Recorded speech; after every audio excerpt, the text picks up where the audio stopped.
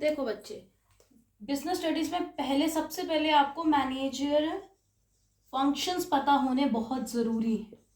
क्या होते क्या मैनेजरियल फंक्शंस या मैनेजमेंट फंक्शंस, या क्या मैनेजरियल फंक्शंस और management functions?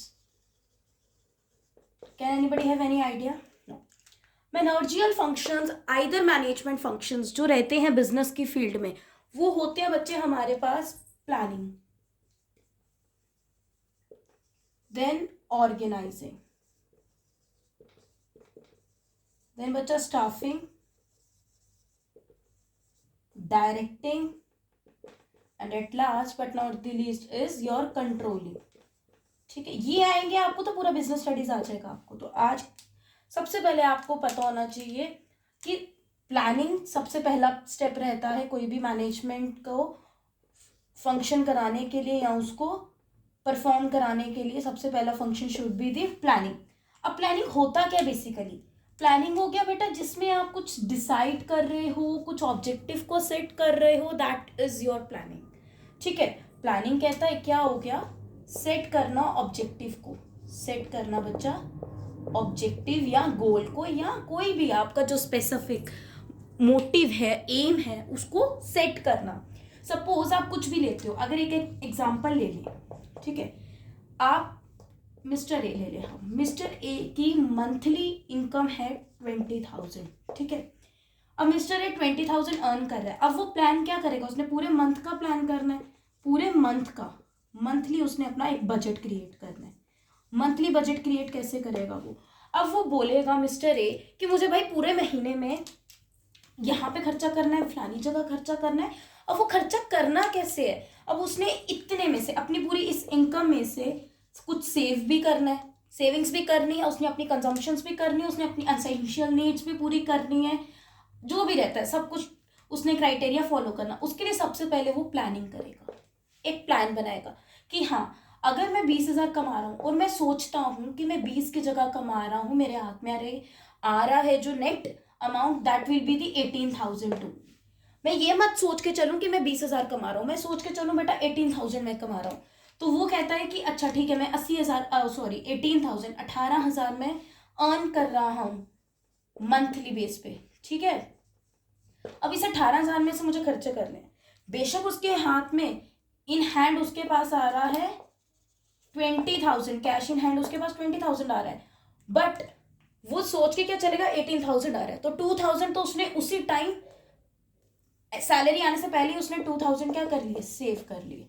That will be the process जिस जो हम करते हैं। हम लोग सोचते हैं 20,000 आ रहा है, बस सैलरी आने की देर है, ऐसे उड़ाएंगे। नहीं, उसने क्या सोचा, उसने एक बिजनेस माइंड लगाया, एक क्रिएटिव माइंड लगाया, इनोवेटिव, जिसमें वो कह रहा है मेरी 18,000 तनख्वाह है, बट 20,000 तनख्वाह है, तो मैं सोच के चलूंगा मैं 18,000 कमा रहा हूँ।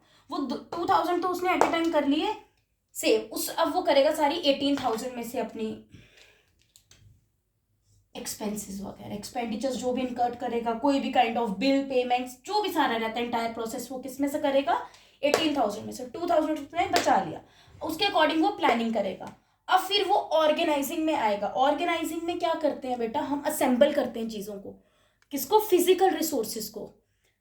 कि अगर वो कह रहे हैं कि मुझे 18,000 में खर्चे करने हैं, तो मुझे घर में अपना जो भी है राशन डलवाना पड़ेगा, मुझे उसमें अपने फैमिली कोई मेडिसिन वगैरह ऑल्टरनेट, अब देखो हर महीने कपड़े तो कोई नहीं खरीदेगा। ठीक है, I am talking about a middle class man. ठीक है, अब इसको हम बिजनेस के पॉइंट ऑफ व्यू से समझें, इसको बेटा जी हम बिजनेस के पॉइंट ऑफ व्यू से समझें। तो सबसे पहले मैंने आपको बोला प्लानिंग है, तो प्लानिंग में क्या कर रहा है वो, ऑब्जेक्टिव को क्या कर रहा है बेटा, सेट कर रहा है। वो सेट कर रहा है एक ऑब्जेक्टिव, सेटिंग ऑब्जेक्टिव बिजनेस के पॉइंट ऑफ व्यू से। अब बिजनेस की कोई फर्म है, कोई एंटरप्राइज है, वो ऑब्जेक्टिव सेट करेगी, कोई प्लान बनाएगी, कोई एम करेगी अपना सेट, कोई अपना गोल करेगी, कोई भी अपना जो भी उसका मोटिव रहेगा, एनी काइंड ऑफ एक्सेट्रा, जो उसका हिंदी में हम कहते हैं उद्देश्य रहेगा, वो प्लानिंग में करेगा कि मुझे ये काम करना है, बिजनेस फर्म कहती है। सेकेंड नंबर पे बिजनेस फर्म कहती है अब मैंने प्लान तो कर लिया, मुझे ऐसे ऐसे करना है, सब कुछ ऐसे टारगेट्स अचीव करने हैं, अब उसके ऊपर काम करना शुरू करना पड़ेगा। सेकेंड स्टेप करेगा वो ऑर्गेनाइजिंग। क्या करेगा बेटा जी, वो ऑर्गेनाइजिंग। अब वो ऑर्गेनाइजिंग में क्या करेगा, वो असेंबल करेगा, इकट्ठे करेगा कौन से resources, physical resources, assembling physical resources, ठीक है, असेंबल करेगा वो फिजिकल रिसोर्सेज को, इज इट। उसके बाद फिजिकल रिसोर्सेज भी असेंबल हो गए। Now the another step is in the management function will be staffing. Staffing में वो क्या करेगा, अब स्टाफिंग वर्ड में ही एक वर्ड छुपा है, स्टाफ। क्या छुपा है, स्टाफ। स्टाफ बोले तो जो काम कर रहे हैं एम्प्लॉयज वगैरह, तो स्टाफिंग में वो स्टाफ्स, एम्प्लॉयज मतलब पर्सन, तो पर्सन कौन हो गए, ह्यूमंस। तो यहाँ असेंबल किसकी होगी, असेंबलिंग, असेंबलेंस ऑफ या assembling of which human resources, ये चीज याद रखना, ठीक है जी। थर्ड स्टेप सॉरी फोर्थ आता है हमारे पास बेटा जी डायरेक्टिंग। डायरेक्टिंग वर्ड का तो सबको पता होगा क्या होता है इसका मतलब। डायरेक्टिंग वर्ड में भी एक वर्ड छुपा हुआ है, दैट इज डायरेक्ट। डायरेक्ट का मतलब हो गया लीड करना, और इसको हम डायरेक्टिंग को लीडिंग भी बोल सकते हैं, इसको हम लीडिंग भी बोल सकते हैं। तो डायरेक्ट का मतलब हो गया लीड करना, किसी को गाइड करना, किसी को डायरेक्ट करना towards achieving the organisational goal in the case of business enterprise, ठीक है। अब वो क्या कह रहा है बेटा जी, ध्यान दो, ये क्वेश्चन में सॉरी डायरेक्टिंग में कह रहा है कि हमें डायरेक्ट करना है किसको, ये जो ह्यूमन रिसोर्सेज आए इनको डायरेक्ट करेंगे ना। डायरेक्टिंग, चलो डायरेक्टिंग की जगह हम लीडिंग लिख लेते हैं, लीडिंग और give guidance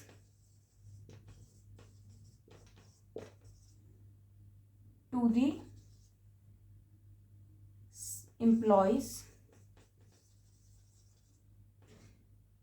performing in the employees working in the firm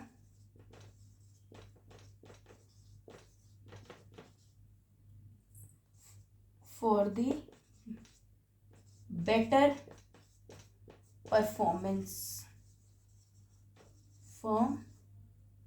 जो एम्प्लॉयज वर्क काम कर रहे हैं फर्म में यूनाइट होके, यूनाइटेड, जो काम कर रहे हैं यूनाइटेड होके, एक साथ होके, कोऑर्डिनेट करके वो काम कर रहे हैं, हार्मोनाइज्ड वे में, सिंक्रोनाइज्ड वे में काम कर रहे हैं, तो फर्म डेफिनेटली आपकी क्या करेगी, ग्रो करेगी, और ये गाइड करते हैं डायरेक्टिंग में।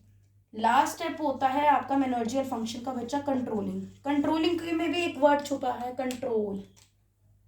कंट्रोल मतलब चेक करना, इवैल्यूएट करना, इवैल्यूएट करना बेटा, चेक करना, एनालाइज करना, इंटरप्रेट करना कि फर्म में चल क्या रहा है, क्या जो मैंने प्लान किया था, ओनर कहते हैं क्या जो मैंने प्लान किया था उसके हिसाब से फिजिकल रिसोर्सेज असेंबल हुए, उसके हिसाब से ह्यूमन रिसोर्सेज इकट्ठे हुए, एग्रीगेट हुए, डायरेक्टिंग लीडिंग गाइडेंस अच्छी मिली, और ये सब कौन किस स्टेप में जाके चेक करते हैं, कंट्रोलिंग स्टेप में। किस में करते हैं बेटा जी, कंट्रोलिंग में।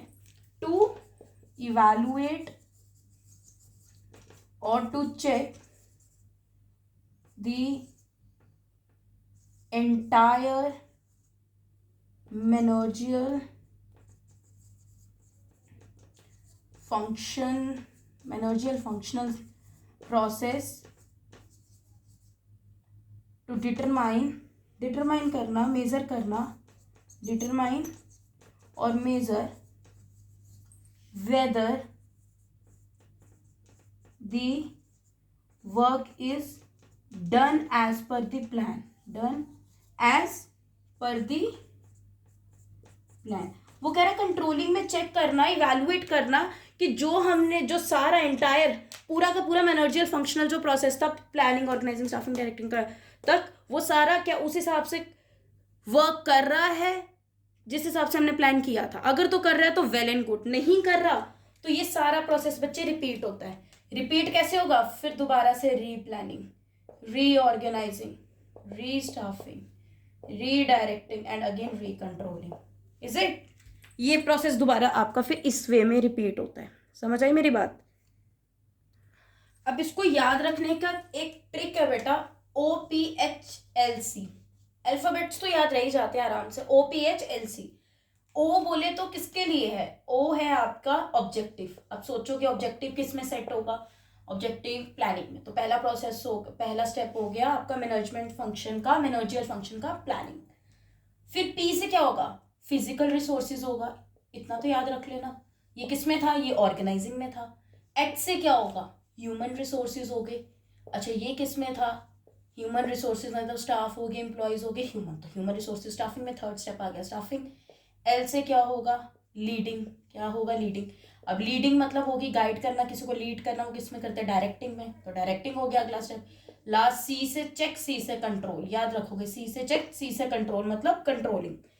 इसको ऐसे याद रखने का एक बहुत सही फॉर्मूला होता है, यही होता है, ठीक है, इसको याद रखोगे प्लानिंग के लिए, ऑर्गेनाइजिंग के लिए, स्टाफिंग के लिए। Wait a minute, planning, organising, staffing, directing and controlling. कभी मत भूलना, कभी नहीं आपको भूलेगी ये चीज, मेरी बात याद रखना, ठीक है, ये इस ट्रिक से याद रखोगे तो कभी ये प्रोसेस नहीं भूलेगा, ठीक है। इसके स्टेप्स भी रहते हैं, वो भी करेंगे। सबसे पहले आपने याद रखना कैसे है इसको, कि OPHLC मतलब OPHLC, पेपर में जाने से जब आंसर शीट आपके सामने आ गई है, आपने इसको साइड पे लिख लेना है, जहां मर्जी पेपर में आपको क्वेश्चन आ जाए, है तो भी लिखना, नहीं आया तो भी लिखना, आपने क्वेश्चन पेपर नहीं देखना, पहले ही अपने कहीं रफ में लिख लोगे आंसर शीट पे। OPHLC, ओ किसके लिए, प्लानिंग के लिए, पी किसके लिए, ऑर्गेनाइजिंग के लिए, एच किसके लिए, स्टाफिंग के लिए, एल किसके लिए, डायरेक्टिंग के लिए, सी किसके लिए, प्लानिंग, सॉरी कंट्रोलिंग के लिए, सी से कंट्रोल, सी से चेक। ये प्रोसेस आप याद रखोगे, मेरी आपको गारंटी है, ओपन गारंटी है बेटा, ये आप कभी नहीं भूलोगे मैनेजमेंट फंक्शन का डाटा, ठीक है। बात को याद रखो, जो मैं बताती हूँ उसको माइंड में रखो। OPPO, HSLD, CC, या ये सीरीज पहले ऐसे सीरीज ऐसे याद रखो, फिर ये सीरीज ऐसे याद रखो, ठीक है। हाँ जी बच्चे, तो देखो सबसे पहले हमारे पास है प्लानिंग का प्रोसेस, ये मैं प्रोसेसेस है। प्लानिंग में सबसे पहला प्रोसेस मैंने आपको उसी टाइम बताया, ऑब्जेक्टिव सेट करना होता है, तो सेट एन ऑब्जेक्टिव, जिसमें कहते हैं सेटिंग ऑब्जेक्टिव्स, ये मैंने आपको पहले भी बताया, ठीक है, कि पहले आप एम सेट कर लो, भाई करना क्या है, प्लान का यही मतलब है कि प्लान बनाना है। पर वो प्लान आप कैसे बनाते हो, आप पहले अपनी प्रीवियस स्टेटस को चेक करते हो, उसी के बाद आगे बढ़ते हो ना, आगे प्लान करते हो, तो इसीलिए प्लानिंग हमारी बच्चे बैकवर्ड लुकिंग है। प्लानिंग क्या है, बैकवर्ड।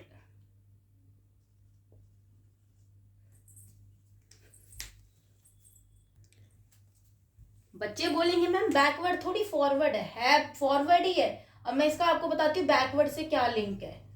मैंने भी गलत लिखा और कोई मुझे बोलता भी नहीं, और मैंने जानबूझ के गलत लिखा, जैसे स्कूल्स में करते हैं ना टीचर्स, कि बच्चा हमें पॉइंट आउट करे, बस बच्चे जो है मन के सच्चे हैं, वो पॉइंट आउट नहीं करते, टीचर का दिल नहीं दुखाते।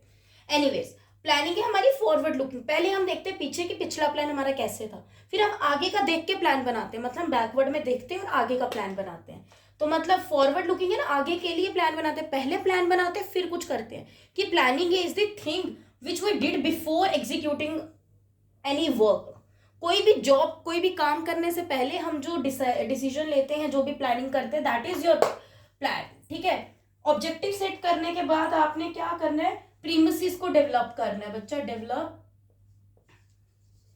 प्रीमिसेस। प्रीमिसेस हो गया आपके एसेट, प्रीमिसेस क्या हो गया आपके asset, it is a kind of fixed asset कह सकते हो आप, इसको एसेट कहते हैं, ठीक है। अब आपने जो सोचा है उसके हिसाब से एसेट्स को आप क्या करोगे, असेंबल करोगे ना, उसके बाद लिस्ट करोगे वेरियस ऑल्टरनेटिव्स को, लिस्ट करोगे अलग अलग टाइप्स के ऑल्टरनेटिव्स को। ऑल्टरनेटिव्स तो आप सबको पता है, ऑल्टरनेटिव्स हो गए ऑप्शंस, चॉइस होगी। ऑल्टरनेटिव्स क्या हो गए बेटा, आपकी चॉइस होगी, it is a kind of your choice, या ऑप्शंस। हम कहते हैं अगर ये नहीं हो पाया तो हम ऐसे कर लेंगे, दैट इज ऑप्शन, वो आपका ऑल्टरनेट होता है, रखते हैं ना हम ऑल्टरनेट, अगर ऐसे नहीं हो पाया तो हम वैसे कर लेंगे, ठीक है। और इसीलिए प्लानिंग हमारी रिजिड नहीं होती, इट इज योर फ्लेक्सिबल, कि क्या पता प्लान आगे जाके सक्सेसफुल हो या ना हो, तो ये हमारी फ्लेक्सिबल होती है, इसमें फ्लेक्सिबिलिटी होती है, तो ये रिजिड नहीं होते।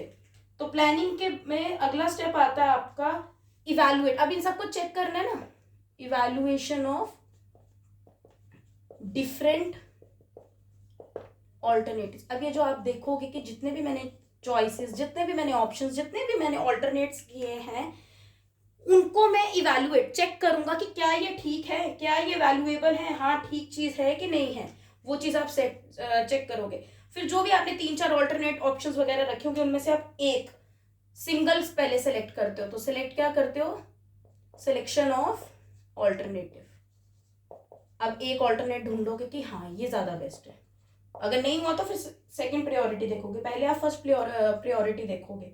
फिर सब कुछ करने के बाद आप प्लान को इम्प्लीमेंट मतलब कि एग्जीक्यूट करोगे, इम्प्लीमेंट करोगे आप प्लान को, इम्प्लीमेंटेशन ऑफ प्लान। एंड में उस प्लान के ऊपर काम करना शुरू करोगे जिसको बोलते हैं हम फॉलो अप। क्या बोलते हैं बच्चे, फॉलो। अब उसको क्या करोगे आप, फॉलो। सब कुछ तो हो गया, अब उस प्लान पे आप काम करोगे।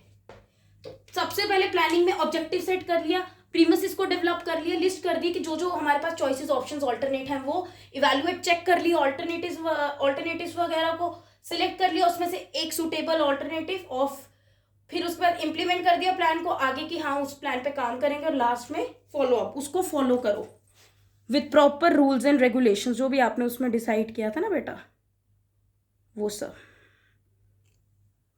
फिर आता है बेटा हमारे पास ऑर्गेनाइजिंग। ऑर्गेनाइजिंग में सबसे पहले आप क्या करोगे, आइडेंटिफाई करोगे काम को, आइडेंटिफिकेशन ऑफ वर्क। ठीक है, काम को ढूंढोगे, आइडेंटिफाई करोगे, उसके बाद डिपार्टमेंटलाइजेशन करोगे। क्या करोगे बेटा, डिपार्टमेंटलाइजेशन।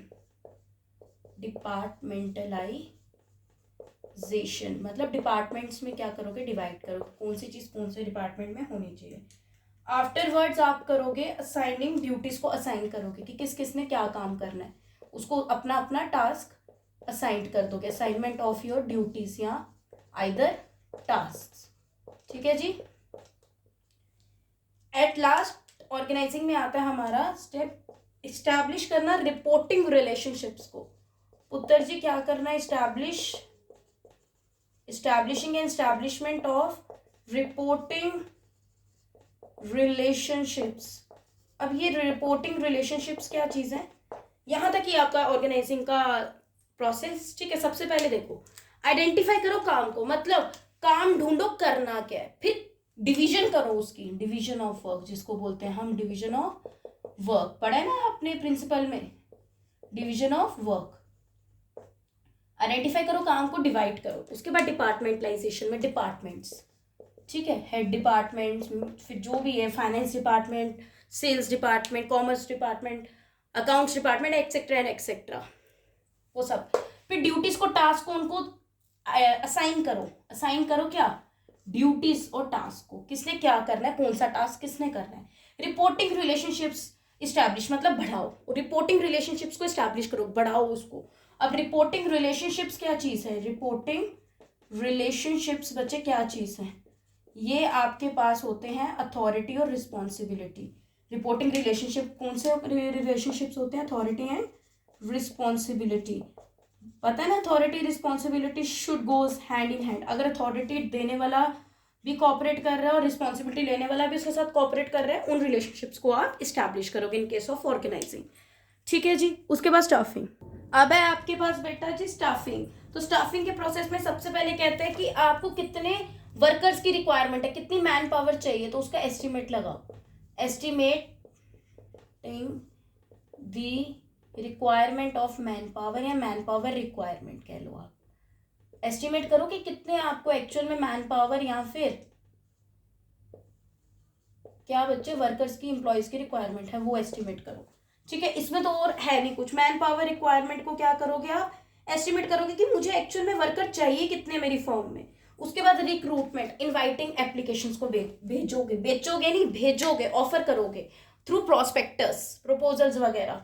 क्या करोगे, अपनी इनवाइटिंग एप्लीकेशंस भेजोगे रिक्रूटमेंट के लिए। हम कहते हैं ना रिक्रूटमेंट हुई, तो रिक्रूटमेंट का मतलब होता है बेटा इनवाइटिंग एप्लीकेशंस को ऑफर करना। उसके बाद आता है हमारे पास रिक्रूटमेंट होगी। अब हमारे पास वर्कर्स आ गए, हमारी एडवर्टीजमेंट वगैरह देख के, प्रपोजल्स वगैरह।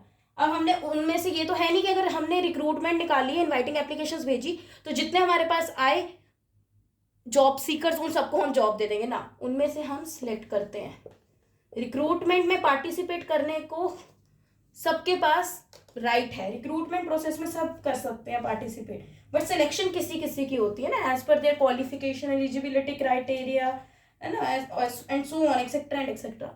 उसके बाद उनको प्लेसमेंट एंड ओरिएंटेशन दी जाती है, मतलब उनको बताते हैं कि आओ पहले पहचानो हमारी फर्म के वर्कर्स के साथ, अपना एक रिलेशंस बिल्ड करो, ये वो है, मतलब जान पहचान बढ़ाओ। उसके बाद उनको ट्रेनिंग भी तो दो ना।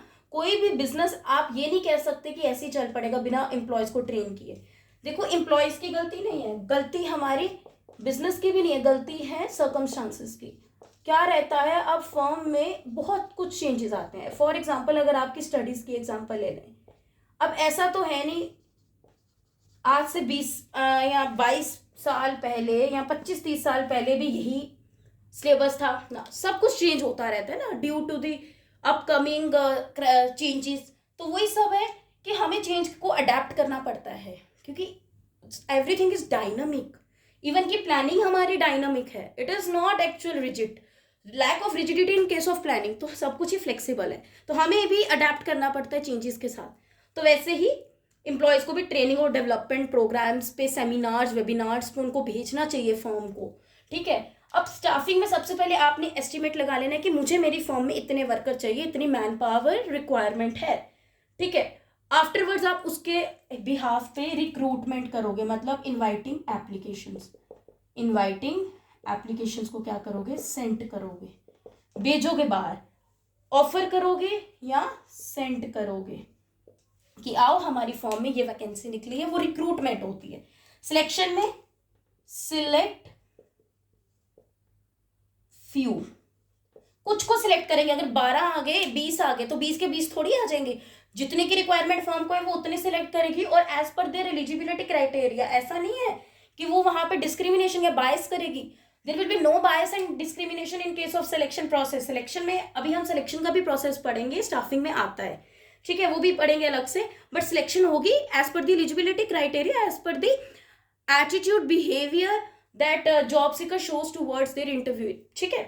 प्लेसमेंट एंड ओरिएंटेशन, मतलब प्लेसमेंट दो, प्लेसमेंट मतलब उनको प्रॉपर बताओ और ओरिएंट करो, उनको ओरिएंटेशन दो कि हाउ आप हमारी फर्म में, ये आपका एचआर है, this is your manager, this is the employee, this is your clerk, this is your fellow, and etcetera and etcetera. Orientated करो, उसको ओरिएंटेशन दो, ठीक है।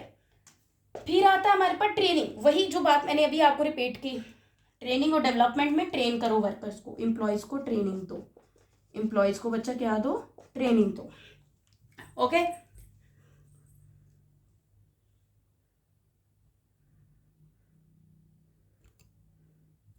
देखो बच्चे, डायरेक्टिंग का कोई स्पेसिफिक प्रोसेस नहीं है, ठीक है, no specified process for directing, ठीक है, इसके लिए कोई स्पेसिफिक प्रोसेस है ही नहीं। तो यहां पे हम आपको समझाएंगे स्टाफिंग का, सॉरी स्टाफिंग के बाद सिलेक्शन का, उसी के अंडर आता है सब हेड।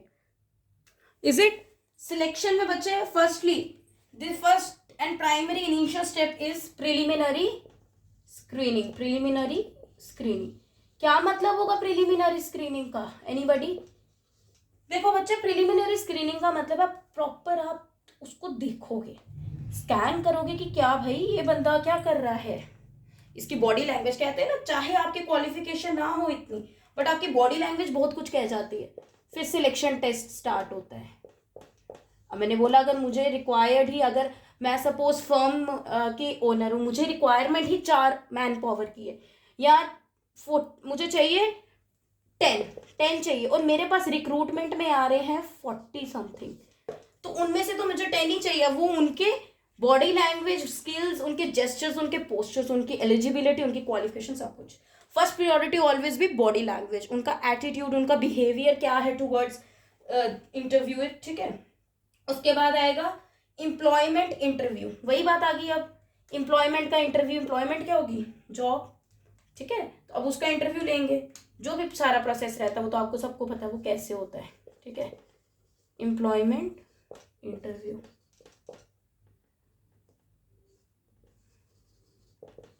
एम्प्लॉयमेंट का इंटरव्यू लेंगे, कि इंटरव्यू सारा लेंगे जॉब सीकर का, कि क्या उसका पॉइंट ऑफ व्यू, सब देखेंगे, उसके बिहाफ पे उसको क्या करेंगे, सिलेक्ट करेंगे।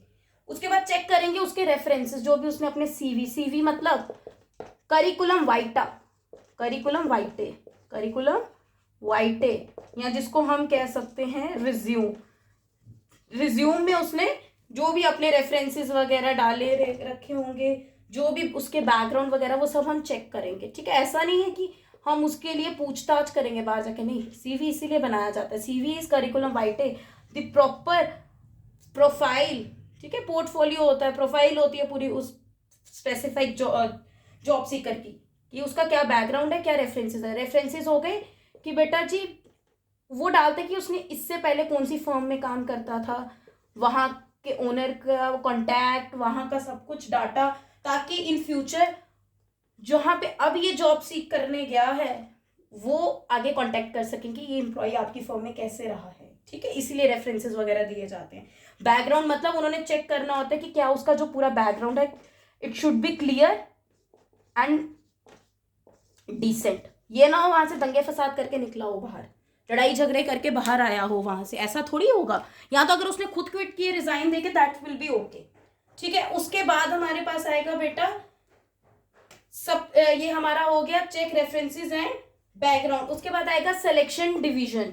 सिलेक्शन डिवीजन, अब हम क्या करेंगे, सिलेक्ट करेंगे, उनको डिवाइड करेंगे। सिलेक्ट करने के बाद उनको डिवाइड करेंगे कि किसने कौन सा काम करना है, कौन सा टास्क किसका है। चलो बेटा, अब सिलेक्शन डिवीजन भी हो गया। उसके बाद क्या हो सकता है बताओ? उसके बाद बेटा जी मेडिकल एग्जामिन होगा, मतलब मेडिकल एग्जामिनेशन होगी स्पेसिफिक जॉब सीकर की। मेडिकल एग्जामिनेशन का मतलब बोले तो मतलब उसका बैकग्राउंड, मतलब उसका मेडिकल बैकग्राउंड चेक करेंगे कि इज ही और she whether suffered with any kind of disease और नॉट। क्योंकि हर किसी फॉर्म की, हर किसी जॉब की अपनी रिक्वायरमेंट्स होती है, और medical examination is the must. ठीक है, वो मस्ट रहती है, वो करनी ही पड़ती है, क्योंकि इन केस अगर फ्यूचर में कुछ ऐसा हो जाता है जिससे मेडिकली कोई इशू हो जाता है उस स्पेसिफिक जॉब सीकर को, तो who will be the responsible for that? और usually the firm itself, firm ही उसके लिए रिस्पॉन्सिबल होगी। तो इसीलिए फर्म प्रायोरिटी क्या रखती है, प्रियोर मतलब बिफोर, वो बिफोर द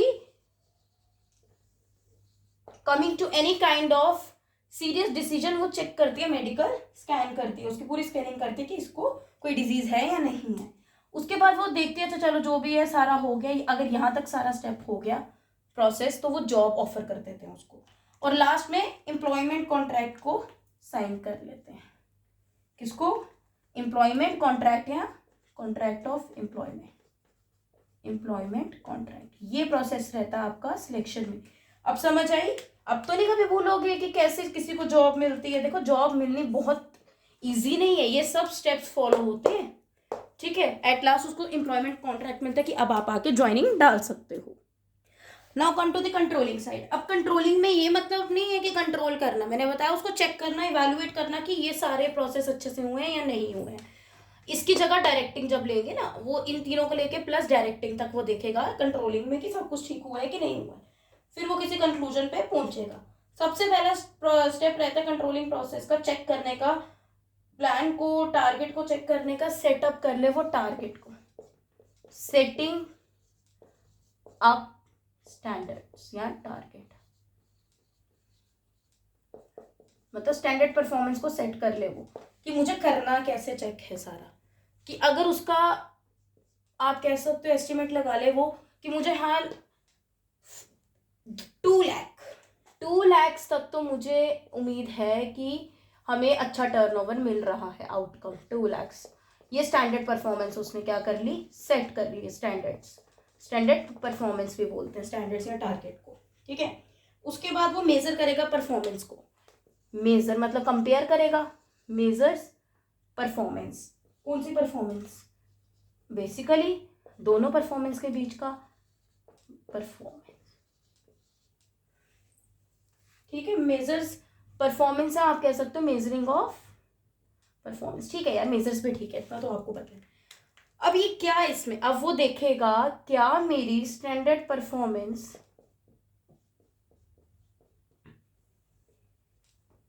और एक्चुअल परफॉर्मेंस के बीच का अंतर, जो मैंने सोचा था और क्या जो एक्चुअली में मुझे मिला, उन दोनों में क्या फर्क है। ठीक है, उसके बाद आगे बढ़ेंगे तो वो कहता है कंपेयर करो परफॉर्मेंस को, कंपेयर करो परफॉर्मेंस को। ठीक है, इसमें एक चीज़ में अभी आपको एक और बताते हैं चीज़ इसमें।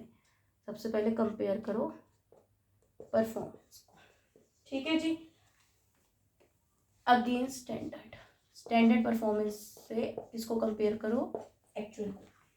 उसके बाद डिविएशन एनालाइज करो, डिविएशन होगी एरर, एनालाइज हो गया चेक करना, इवैल्यूएट करना, इंटरप्रेट करना किसको, एरर्स को, डिविएशंस। ठीक है, उसके बाद कहता है करेक्टिव मेजर्स लो, जो भी उन डिविएशंस उन एरर्स को ठीक करने के लिए सही प्रिकॉशंस लग सकते हैं, करेक्टिव मेजर्स वो करो। एनालाइज डिविएशन में आप कह सकते हो डिटेक्ट करो एरर्स को। ठीक है, लास्ट में फीडबैक दो, फीडबैक इन कंट्रोलिंग, कि कंट्रोलिंग हो गया चेक करना, वो फीडबैक भी तो देगा